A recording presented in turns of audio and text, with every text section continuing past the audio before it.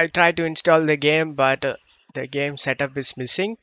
To fix this problem, you just need to go to search menu and type Windows Security and click on Open It. And go to Virus and Threat Protection and select Manage Settings.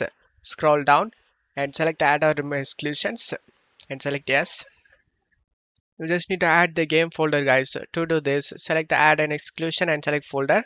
Navigate to the game folder where you saved.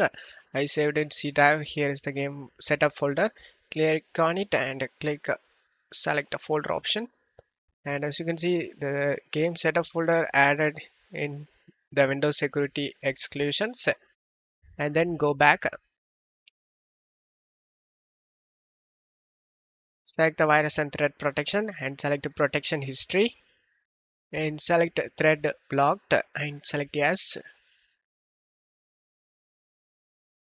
And under here Thread Quarantined, click on it. And as you can see, the Setup.exe is in here. Select the action option and select Restore and select the Yes option. And now the setup has been restored. As you can see, just to close stuff here. And as you can see, that setup has been restored. Before opening the setup, you just need to check my video description for this video link.